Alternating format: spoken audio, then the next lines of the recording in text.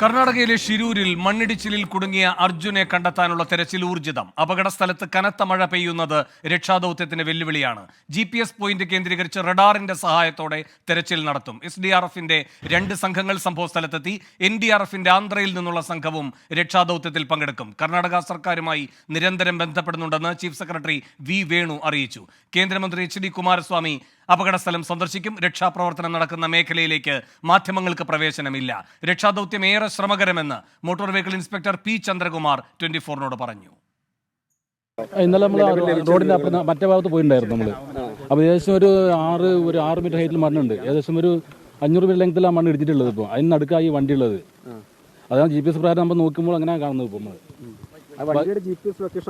അവിടെ തന്നെ ഉണ്ട്. പക്ഷെ അത് അറിയുന്നത് ഓണർക്ക് അറിയുള്ളൂ. മാറ്റമുണ്ട് പോയിന്റ് എത്താൻ 100 മീറ്ററോളം മണ്ണ് മാറ്റിയാലേ അവിടെ അത്രത്തുള്ളൂ. ശ്രമകരമാണ്. ഭയങ്കര ഹൈറ്റ് 6 മീറ്റർ ഹൈറ്റിൽ മണ്ണുണ്ടല്ലോ അവിടെ. അതിപ്പോൾ അവർ നിർദ്ദേശം കൊടുത്തിട്ടുണ്ട്. JCB 3 JCB വരാൻ പറഞ്ഞിട്ടുണ്ട്. 3 JCB പിന്നെ 3 ഹിറ്റാച്ചൊക്കെ വന്നിട്ട് ഇന്ന് മണ്ണ് മാറ്റുന്നൊക്കെ പറഞ്ഞത്. ഇന്ന് ഏകദേശം ഉച്ചയോടെ മിക്കവാറും കണ്ടെത്താൻ പറ്റുമെന്നാണ് പറഞ്ഞിരിക്കുന്നത്. ഇപ്പോൾ ഓഫിലാണല്ലോ. അത് ഓണർക്കല്ലേ അറിയുള്ളൂ. മണ്ണ് കുറച്ച് ഇടിച്ചുകൊണ്ടിരിക്കുകയാണ് അവിടെ. ഇടിയുന്നുണ്ട്. തെരച്ചിൽ ഊർജിതമെന്ന് ഉത്തര കന്നഡ കളക്ടർ K. ലക്ഷ്മിപ്രിയ പറഞ്ഞു. ബംഗളൂരുവിൽ നിന്ന് NIT സംഘം എത്തുമെന്നും കളക്ടർ അറിയിച്ചു. Yesterday our naval divers had come, so they went down dived deep down, but there was no visibility. As you can see, the flow of water is very fast. So, but still they went down, but there was no visibility because of the muddy water. So today again we will do the same process, and we have asked this radar team also to help. So only then we will be able to have clarity on where the vehicle is. So we can fasten up the process on that side. If it is on the land, we will speed up the land, and if it is on the water, we will do. And that work is going on. That again, as I told, it is very risky. So we will go 2 steps forward, 1 step back, 2 steps forward. So considering the lives of 40-50 people who are working there also, we are still taking that risk and going ahead. മന്ത്രി AK Saseendran അർജുന്റെ കുടുംബത്തെ സന്ദർശിച്ചു. അർജുനെ രക്ഷിക്കാൻ ആവശ്യമായ എല്ലാ സഹായവും സർക്കാർ ചെയ്യുമെന്ന് മന്ത്രി AK ശശീന്ദ്രൻ പറഞ്ഞു. കേരളത്തിൻ്റെ പ്രതിനിധിയായ ഒരു DYSPയും 2 ഉദ്യോഗസ്ഥന്മാരും സംഭവ സ്ഥലത്തു നിന്നും 600 മീറ്റർ ഇപ്പോൾ ക്യാമ്പ് ചെയ്തിട്ടുണ്ട്. അർജുൻ്റെ സഹോദരിയുടെ ഭർത്താവ് അവിടെയുണ്ട്. ഈ ഉദ്യോഗസ്ഥരും അവരും തമ്മിൽ ബന്ധപ്പെടുത്താനുള്ള ഏർപ്പാടും ഇപ്പോൾ ചെയ്തു കഴിഞ്ഞിട്ടുണ്ട്. അവിടെ സന്ദർശിക്കാൻ അവസരം കിട്ടിയ മാധ്യമപ്രവർത്തകന്മാരുൾപ്പെടെ പറയുന്നത് അങ്ങോട്ട് പോകൽ ദുഷ്കരമാണ്. കാരണം എപ്പോൾ വേണമെങ്കിലും ഇടിഞ്ഞു വീഴാവുന്ന ഭാഗത്തിലാണ് അവിടുത്തെ ഒരു ഭാഗത്തെ മലയുള്ളത്, മറുവശത്ത് നദിയുമാണുള്ളത്. അപ്പോൾ അവിടെ ആളുകളെ അങ്ങോട്ടേക്ക് പ്രവേശിപ്പിക്കുന്നതിന് നിയന്ത്രിക്കാത്ത തരമില്ല എന്നുള്ള നിലപാടാണ് അവർക്കുള്ളത്. എന്നാലും കൃത്യമായ മോണിറ്ററിംഗ് മുഖ്യമന്ത്രിയുടെ ഓഫീസും ചീഫ് സെക്രട്ടറിയുടെ ഓഫീസും DGPയുടെ ഓഫീസും നടത്തിക്കൊണ്ടിരിക്കുന്നുണ്ട്. കർണാടകയിലെ അങ്കോലയിൽ നിന്ന് ഞങ്ങളുടെ പ്രതിനിധി അരുൺ പൂപ്പറമ്പയും കോഴിക്കോട് നിന്ന് സമീർ C. മുഹമ്മദും ചേരുന്നു പുതിയ വിവരങ്ങളുമായി. ആദ്യം അരുൺ പൂപ്പറമ്പയിലേക്ക്. അരുൺ, ഈ തെരച്ചിലുമായി ബന്ധപ്പെട്ട് നൽകാൻ കഴിയുന്ന ഏറ്റവും പുതിയ വിവരം എന്താണ്? രക്ഷാപ്രവർത്തനം ഊർജിതമായി തുടരുകയാണ്. മഴ ഇപ്പോഴും അവിടെ ഉള്ളത് രക്ഷാപ്രവർത്തനം ദുഷ്കരമാക്കുന്നുവെന്ന് കളക്ടർ അല്പസമയം മുൻപ് പ്രതികരിച്ചു. NDRF സംഘവും സജീവമായി തെരച്ചിലിലുണ്ട്. ഇപ്പോൾ അരുൺ പൂപ്പറമ്പയുണ്ട്. അരുൺ, ഈ തെരച്ചിലുമായി ബന്ധപ്പെട്ട അതിൻ്റെ പുരോഗതിയുമായി ബന്ധപ്പെട്ട് നൽകാൻ കഴിയുന്ന ഏറ്റവും പുതിയ വിവരം എന്താണ്?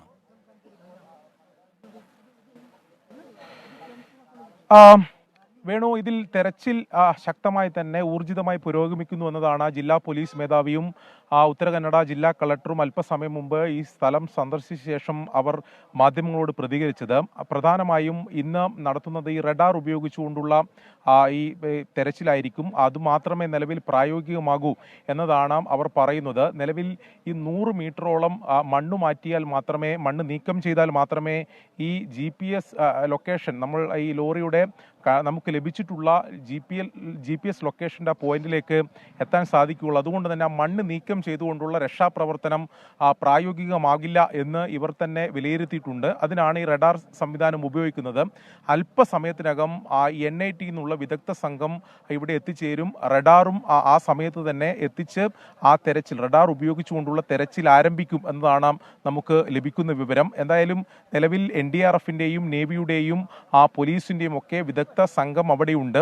എന്നാൽ ഇതിൽ ആദ്യഘട്ടത്തിൽ ഉണ്ടായിരുന്ന ഒരു പ്രശ്നം എന്നുള്ളത് ഒരാളെ പോലും അവർ അങ്ങോട്ട് കടത്തിവിട്ടിരുന്നില്ല. ഈ രക്ഷാപ്രവർത്തനം എങ്ങനെയാണ് ഇവർ നിർവഹിക്കുന്നതെന്ന് സംബന്ധിച്ച് ഒരു തരത്തിലുള്ള വിവരവും പുറത്തു വന്നിരുന്നില്ല.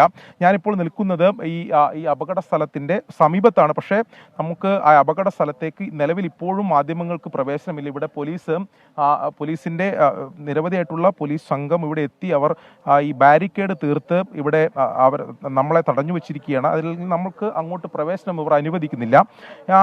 നേരത്തെ ബന്ധുക്കളെ പോലെ അർജുന്റെ ബന്ധുക്കൾ ഇവിടെ എത്തിയിരുന്നു. സഹോദരി, ഭർത്താവ് ഉൾപ്പെടെയുള്ളവർ എത്തിയിരുന്നു. ആ ബന്ധുക്കളെയും ആദ്യഘട്ടത്തിൽ ഇവർ അങ്ങോട്ട് ഈ രക്ഷാപ്രവർത്തനം നടക്കുന്ന സ്ഥലത്തേക്ക് കടത്തിവിട്ടിരുന്നില്ല. പിന്നീട് ജില്ലാ പോലീസ് മേധാവി ഉൾപ്പെടെ എത്തിയതിനു ശേഷം അവർ നേരിട്ട് പറഞ്ഞു, അതായത് ഈ രക്ഷാപ്രവർത്തനം ഞങ്ങൾക്ക് നേരിട്ട് കാണണം, എന്നാൽ മാത്രമേ അത് വിശ്വസിക്കാൻ സാധിക്കുള്ളെങ്കിൽ നേരത്തെ അനുഭവമുണ്ട്, അതുകൊണ്ട് നേരിട്ട് കാണണമെന്ന ആവശ്യം അവർ ഉന്നയിച്ചു. ഇതേ തുടർന്നാണ് പിന്നീട് ആ തരത്തിൽ അവരെ കടത്തിവിടാൻ വേണ്ടി തയ്യാറായത്. നിലവിൽ മാധ്യമ പ്രവർത്തകർക്ക് ഇപ്പോഴും അങ്ങോട്ട് പ്രവേശനമില്ല. ഈ റഡാർ എത്തിച്ചുകൊണ്ടുള്ള രക്ഷാപ്രവർത്തനം മാത്രമേ, അതാണ് നമ്മളുടെ ഏറ്റവും പ്രതീക്ഷ. അതായത് ഇന്നത്തെ രക്ഷാപ്രവർത്തനത്തിലെയും തെരച്ചിലിലെയും വലിയ പ്രതീക്ഷ എന്നുള്ളത് ഈ റഡാർ ഉപയോഗിച്ചുള്ള ഈ തെരച്ചിലിൽ ഇതിന്റെ സാന്നിധ്യം കണ്ടെത്താൻ സാധിച്ചാൽ ആ ഭാഗത്ത് ആ കൃത്യമായ പോയിന്റിൽ ഈ മണ്ണ് മാറ്റി ഈ ലോറി കണ്ടെത്താൻ സാധിക്കും. ആ പ്രതീക്ഷ എന്തായാലും ഇവിടെ എത്തിയിട്ടുള്ള ജില്ലാ പോലീസ് മേധാവിയും ജില്ലാ കളക്ടർ എല്ലാം പങ്കുവെക്കുന്നുണ്ട്. അതിനുള്ള സാധ്യത വളരെ കൂടുതലാണ് എന്ന് പറയുന്നുണ്ട്. അതോടൊപ്പം തന്നെ ഈ രാവിലെ ശക്തമായ മഴയുണ്ടായിരുന്നെങ്കിൽ പോലും ഇപ്പോൾ കുറേ നേരമായി ഈ മഴ മാറി നിൽക്കുന്നുണ്ട് എന്നതും ആശ്വാസകരമാണ്. നിലവിൽ തെരച്ചിൽ അവിടെ പുരോഗമിക്കുന്നുണ്ട്. എന്നാൽ റഡാർ എത്തി അതിന്റെ പരിശോധന ആരംഭിച്ചാൽ മാത്രമേ ഇതിൽ കൂടുതൽ ഒരു വ്യക്തത ഉണ്ടാകൂ. ഇതിലെ ഈ ലോറി ഇന്നത്തെ തെരച്ചിലിൽ ലോറി കണ്ടെത്താനാകുമോ എന്ന കാര്യത്തിൽ ഒരു വ്യക്തത ഉണ്ടാവുക ഈ റഡാർ എത്തിച്ചതിന് ശേഷമുള്ള ഈ പരിശോധനയ്ക്ക് ശേഷമായിരിക്കും. എന്തായാലും വിദഗ്ധ സംഘം NIT എന്നുള്ള വിദഗ്ധ സംഘം ഉൾപ്പെടെ അല്പസമയത്തിനകം ഇവിടെ എത്തിച്ചേരും. ജില്ലാ കളക്ടർ, ജില്ലാ പോലീസ്, ഉത്തരകന്നഡ ജില്ലാ പോലീസ് മേധാവി, ഉന്നത പോലീസ് സംഘങ്ങൾ, അതോടൊപ്പം തന്നെ അല്പസമയത്തിന് 12 മണിയോടെ കേന്ദ്രമന്ത്രി HD കുമാരസ്വാമി ഈ സംഭവ സ്ഥലം സന്ദർശിക്കും എന്നതാണ് അറിയിച്ചിട്ടുള്ളത്. എന്തായാലും ഊർജിതമായിട്ടുള്ള രക്ഷാപ്രവർത്തനം നടക്കുന്നുണ്ട് എന്ന് തന്നെയാണ് ഇവർ പറയുന്നത്. അപ്പോഴും ഇതിന്റെ കൂടുതൽ വിവരങ്ങൾ, ഇത് ഏത് രീതിയിൽ നടത്തുന്നു എന്ന സംബന്ധിക്കുന്ന കൂടുതൽ വിവരങ്ങൾ ഈ ബന്ധുക്കൾക്ക് കൈമാറുന്നില്ല എന്നൊരു ആക്ഷേപം അവരെ സംബന്ധിച്ചിടത്തോളം ഉണ്ട്. അവരാദ്യം കടത്തിവിട്ടിരുന്നില്ല, പിന്നീട് ജില്ലാ പോലീസ് മേധാവി ഉൾപ്പെടെ ഇടപെട്ടാണ് കടത്തിവിട്ടത്. നിലവിൽ കേരള പോലീസിന്റെ പ്രതിനിധിയായിട്ട് വന്നിട്ടുള്ള DYSP പ്രേം സദൻ, കാസർഗോഡുള്ള DYSP ആണ് പ്രേം സദൻ. DYSP കൂടി ഇപ്പോൾ ആ സംഭവ സ്ഥലത്തേക്ക് ഇവർ ജില്ലാ പോലീസ് മേധാവിയുടെ നിർദ്ദേശപ്രകാരം കടത്തിവിട്ടിട്ടുണ്ട്. നേരത്തെ മോട്ടോർ വെഹിക്കിൾ ഇൻസ്പെക്ടർ കേരളത്തിൽ നിന്ന് നിയോഗിച്ച അവർ ഇവിടെ വന്ന് മടങ്ങിപ്പോകേണ്ട സാഹചര്യം പോലും ഉണ്ടായിട്ടുണ്ട്. നിലവിൽ ഇപ്പോൾ SP വന്നതിന് ശേഷം ഈ ഉദ്യോഗസ്ഥരെ കടത്തിവിട്ടിട്ടുണ്ട്. ഇനി എന്തായിരിക്കും അവരവിടെ എത്തിയതിനു ശേഷം അവർ കൂടി കൂടുതൽ ഈ കാര്യങ്ങൾ പരിശോധിക്കാം. ഈ തെരച്ചിൽ എങ്ങനെയാണ് നടക്കുന്നത് എന്നുള്ളത് കേരളത്തിൽ നിന്നുള്ള സംഘത്തിന് കൂടി പരിശോധിക്കാം എന്നതാണ് പോലീസ് പറയുന്നത്. അതുകൊണ്ട് അവർക്കതിലൊന്നും മറച്ചു വെക്കേണ്ടതില്ല. കൃത്യമായ ഊർജിതമായ ഈ രക്ഷാപ്രവർത്തനം ഇത് സംബന്ധിച്ച് നടക്കുന്നു എന്നതാണ് ഇവർ വ്യക്തമാക്കുന്നത്. അരുൺ പൂപ്പറമാണ് വിവരങ്ങൾ നൽകിക്കൊണ്ടിരിക്കുന്നത്. അരുൺ പാറയ്ക്കലും അവിടെയുണ്ട് തത്സമയ വിവരങ്ങൾ നൽകാൻ. അരുൺ, ഈ കേരളത്തിൽ നിന്നുള്ള ഉദ്യോഗസ്ഥ സംഘത്തിന് എന്തൊക്കെ വിവരങ്ങളാണ് നമ്മളോട് പങ്കുവയ്ക്കാൻ കഴിഞ്ഞിട്ടുള്ളത് ഇതുവരെ?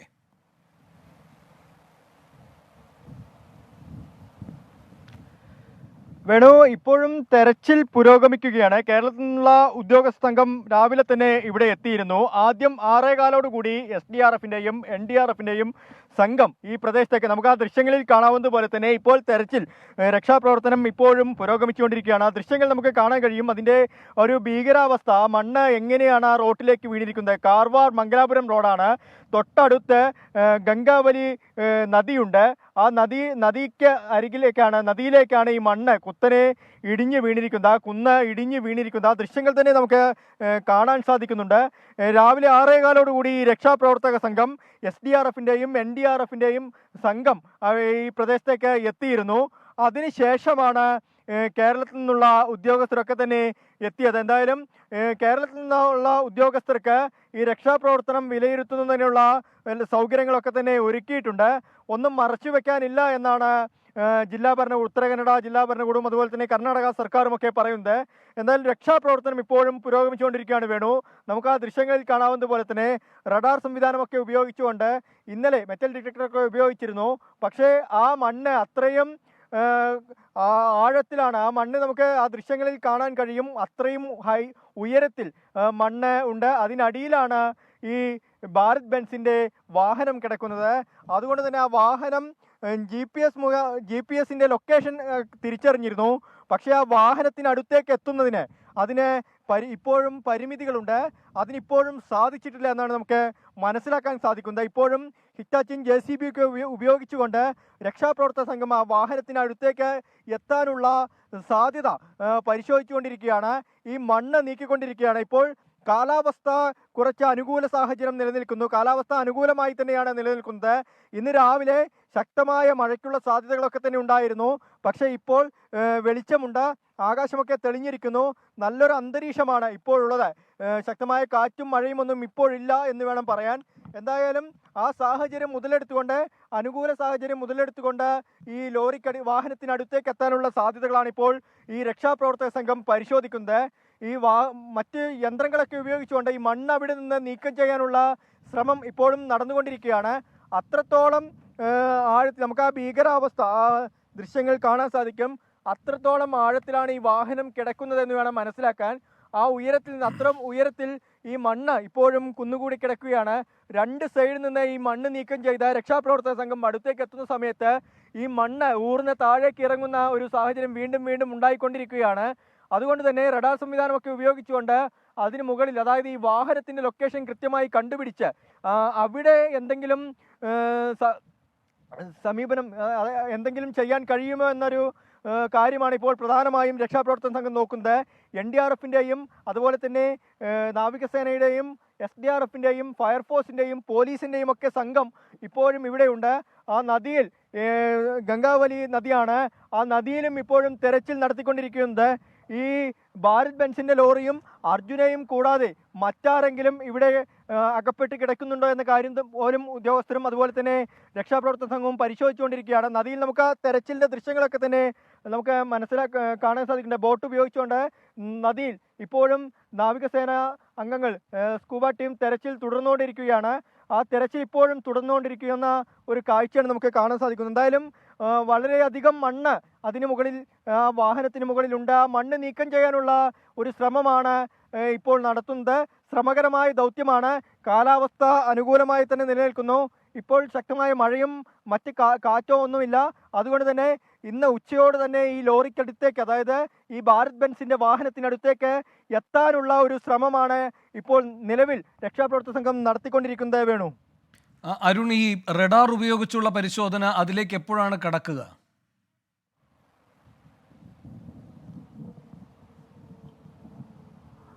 വേണു, 8:30യോടുകൂടി റഡാർ എത്തുമെന്നായിരുന്നു അറിയിച്ചിരുന്നത്.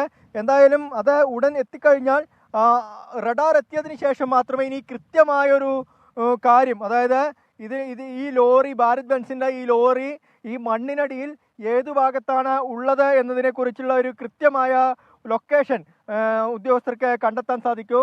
ആ ലൊക്കേഷൻ കണ്ടെത്തിക്കഴിഞ്ഞാൽ മാത്രമാണ് ആ ലോറിക്കടുത്തേക്ക് എത്തുകയും അർജുനെ രക്ഷപ്പെടുത്താൻ സാധിക്കുകയുള്ളൂ എന്ന ഒരു വിലയിരുത്തലാണ് ഇപ്പോൾ ഈ ജില്ലാ ഭരണകൂടവും അതുപോലെ തന്നെ രക്ഷാപ്രവർത്തക സംഘമൊക്കെ ഉള്ളത്. ഇപ്പോഴും തെരച്ചിൽ തുടർന്നുകൊണ്ടേയിരിക്കുകയാണ്. ഈ മണ്ണ് നീക്കം ചെയ്യുകയാണ് ഇപ്പോൾ പ്രധാനമായും. ആ മണ്ണ്, അതായത് ആ കുന്ന് ഇടിഞ്ഞ് താഴേക്ക് വീണ, റോട്ടിലേക്ക് വീണ, ഈ റോട്ടിലേക്ക് വീണ ആ മണ്ണ് എത്രയും പെട്ടെന്ന് നീക്കം ചെയ്യുകയാണ്. ആ മണ്ണിനടിയിൽ മറ്റാരെങ്കിലും കുടുങ്ങിക്കിടക്കുന്നുണ്ടോ എന്നതാണ്. ഇപ്പോൾ അർജുൻ്റെ കാര്യം മാത്രമാണ് ഇതിലൊരു വ്യക്തത വന്നിരിക്കുന്നത്. അതായത് ആ GPS സംവിധാനം ഉപയോഗിച്ചുകൊണ്ട് ആ ലോറി, ഭാരത് ബെൻസിൻ്റെ വാഹനം ആ മണ്ണിനടിയിലുണ്ടെന്നും അർജുൻ അവിടെ ഉണ്ടെന്നുള്ള ഒരു വിലയിരുത്തലാണ് രക്ഷാപ്രവർത്തക സംഘം. പക്ഷേ മറ്റാരെങ്കിലും ഇനി കൂടുതൽ വാഹനങ്ങൾ അതിനകത്തുണ്ടോ എന്ന കാര്യമൊക്കെ പരിശോധിക്കുന്നുണ്ട്. എന്തായാലും തെരച്ചിൽ ഇപ്പോഴും തുടർന്നുകൊണ്ടിരിക്കുന്ന ഒരു സാഹചര്യമാണുള്ളത്.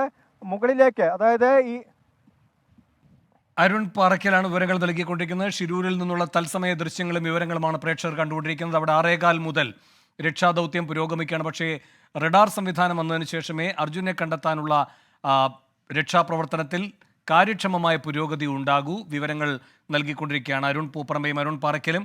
സമീർ സി മുഹമ്മദും കോഴിക്കോട് നിന്ന് വിവരങ്ങളുമായി ചേരുന്നുണ്ട്. സമീർ, ഈ അർജുന്റെ കുടുംബത്തിന് കിട്ടുന്ന പുതിയ വിവരങ്ങൾ എന്തൊക്കെയാണ്?